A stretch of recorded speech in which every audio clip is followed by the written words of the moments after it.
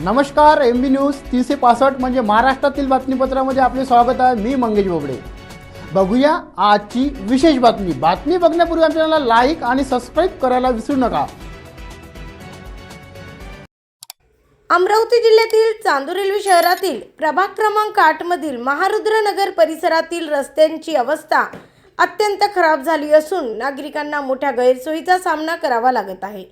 याबाबत स्थानिक रहिवाशांनी नगर परिषद प्रशासनाला निवेदन देत तातडीने रस्त्याचे डांबरीकरण अथवा सिमेंट काँक्रिटीकरण करण्याची मागणी केली आहे। नागरिकांनी दिलेल्या निवेदनानुसार गेल्या अनेक वर्षापासून रस्त्याची दुरवस्था कायम असून अनेकदा तक्रारी करूनही प्रशासनाकडून ठोस कारवाई झालेली नाही। पाहणी करूनही काम प्रलंबित ठेवण्यात येत असल्याचा आरोप नागरिकांनी केला आहे। दरम्यान बांधकाम विभागाकडून मिळालेल्या माहितीनुसार नगर परिषदेकडून आवश्यक NOC न मिळाल्यामुळे रस्त्याचे काम थांबले असल्याचे समोर आले आहे। त्यामुळे नागरिकांमध्ये संतापाचे वातावरण निर्माण झाले आहे। पावसाळ्याच्या दिवसात या रस्त्याची अवस्था इतकी खराब होते की पायी चालणे तसेच दुचाकीस्वारांनाही चालणे अगदी धोकादायक झाले आहे। पावसाळ्यात नाल्याचा अभाव असल्यामुळे रस्त्यावर पाणी साचते, चिखल तयार होतो आणि अपघाताचा धोका वाढतो। तसेच आरोग्याच्या समस्या निर्माण होण्याची शक्यता देखील व्यक्त करण्यात येत आहे। या पार्श्वभूमीवर नागरिकांनी नगर परिषदेला इशारा देत म्हटले आहे की मे महिन्याच्या पहिल्या आठवड्यापर्यंत काम सुरू न झाल्यास नगर परिषदेसमोर उपोषणाचा मार्ग स्वीकारण्यात येईल। महारुद्र नगरातील नागरिकांनी प्रशासनाने तातडीने लक्ष देऊन रस्त्याच्या समस्येचे निराकरण करावे अशी मागणी केली आहे। या संदर्भात याच प्रभागातील प्रभाग क्रमांक 8 चे नगरसेवक पप्पू उर्फ निलेश भालेराव यांनी दिली प्रतिक्रिया। तसेच सोबतच नगर परिषदेचे उपाध्यक्ष बच्चू उर्फ प्रमोद वानरे यांनी सुद्धा दिली प्रतिक्रिया। तसेच या संदर्भात नगर परिषद चांदूर रेल्वेचे नगराध्यक्ष मॅडम यांना प्रतिक्रिया मागितली असता दिला नकार। बघा शेवटपर्यंत। ब्युरो रिपोर्ट MB न्यूज, महाराष्ट्रातील बातमीपत्र, चांदूर रेल्वे, अमरावती। तुम्ही प्रभाग क्रमांक 8 चे नगरसेवक आहे आणि प्रभाग क्रमांक 8 चे नगरसेवक असून या ठिकाणी प्रभाग क्रमांकचे काही नागरिक धडकले, महिलासह काय सांगा? नमस्कार, MB न्यूज तर्फे मी आपणा सर्वांना एवढंच सांगू इच्छितो की ज्या प्रभाग क्रमांक 8 मधील महारुद्र नगरमधील महिला आलेल्या आहेत त्या NOCच्या संदर्भात आलेल्या आहेत। अनेक विकासाची कामे त्या महारुद्र नगरमध्ये अनेक दिवसापासून रखडलेली आहे, अनेक वर्षापासून रखडलेली आहे। ते मार्गीस लावासाठी आम्ही प्रतापदाच्या माध्यमातून तिथं फंडिंग टाकलेलं होतं आणि दुसरी गोष्ट म्हणजे तिथं जे फंडिंग टाकलेलं होतं ते फंडिंग BNCला आहे। BNC तर्फे ते पूर्ण रोड होणार आहे। मात्र BNCला सदर काम करत असताना NOCची गरज असते, ते हँडओव्हर करून घ्यावं लागते। जे नगर परिषदेला NOC मागितल्या जाते त्यांनी 1 महिन्यापासून NOC मागितलेली आहे। अद्यापर्यंत आपल्या सभागृहाने किंवा नगर परिषदने त्यांना कुठलाही पत्रव्यवहार केला नाही आणि त्या संदर्भात NOC दिलेली नाही। त्या संदर्भात आम्ही आता या नागरिकांसमोरच इंजिनियर आहेत, महिला इंजिनियर कीर्ती मॅडम, त्यांना बोलावलं, त्यांना त्यांच्या समक्ष विचारून दिलं की काय प्रॉब्लेम आहे। तर त्यांचं म्हणणं आलं की हे सभागृहात ठेवावं लागते। या संदर्भात मी पत्रव्यवहार केला होता की सभागृहात हा विषय NOCचा ठेवण्यात यावा आणि त्यांनी अध्यक्षांनाही या पद्धतीनं पत्रव्यवहार केला आहे की सदर विषय NOCचा हा सभागृहात सभेसमोर ठेवण्यात यावा, पण अद्यापपर्यंतही त्यांनी तो विषय ठेवलेला नाही।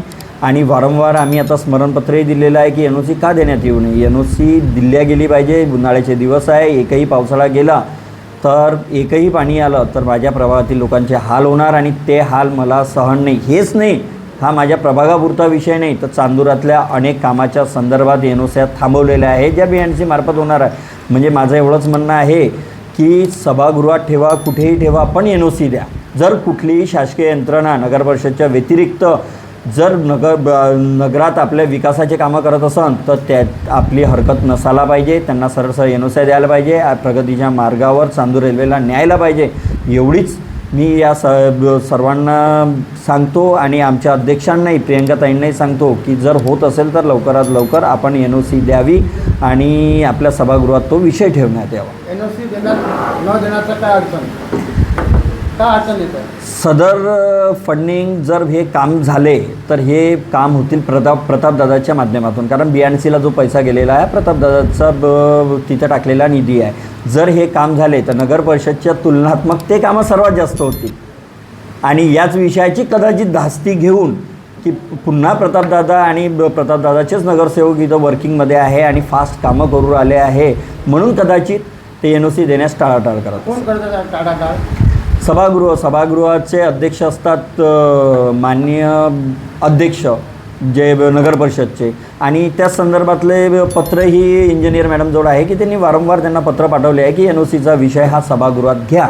मात्र त्यांनी न घेतल्यामुळे NOCचं काम थांबलेलं आहे. काहीच दिवस उरलेले आहे. एक पाऊस जरी आलं तर माझ्या प्रभागातील लोकांचे हाल होतील आणि जे मला कदापि सहन नाही. ज्या लोकांनी मला मोठ्या आशेने पाठवलं आहे त्यासाठी मी वारंवार लढा देईल, मी वारंवार प्रयत्नशील राहील. जे माझ्याकडून होईल ते करण्याचं राहील आणि त्यांच्या मार्गदर्शनात म्हणजे आज ज्या महिला आल्या, खऱ्या अर्थाने या महिला जागृत झाल्या, त्या आल्या आणि त्यांनी जे काही इथं आता सभागृहात बोलले समजून घेतलं, हे माझ्यासाठी महत्त्वाचं होतं. धन्यवाद.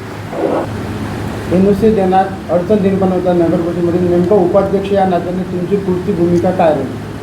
सर्वप्रथम NOCचा मुद्दा काय आहे हा चांदुरलीवासियांना माहिती पडला पाहिजे, याकरता माहिती करून देतो. माननीय आमदार प्रतापदादा अडसड यांच्याकडून 12 करोड रुपये हा निधी प्राप्त झालेला आहे BNCला कुठलंही काम चांदूर रेल्वे नगर परिषदच्या हद्दीत करायचं असेल तर नगर परिषदची NOC घ्यावी लागते. तसं पत्र BNCने नगर परिषदला मुख्याधिकाऱ्याला आणि अध्यक्षाला तसं पत्र दिलेलं आहे. 1 महिन्याच्या वर झालेलं आहे की आम्हाला तुम्ही NOC द्या, NOC नंतर आम्ही आमचे सर्व कामं टेंडरला लावतो, आम्ही पब्लिश करतो.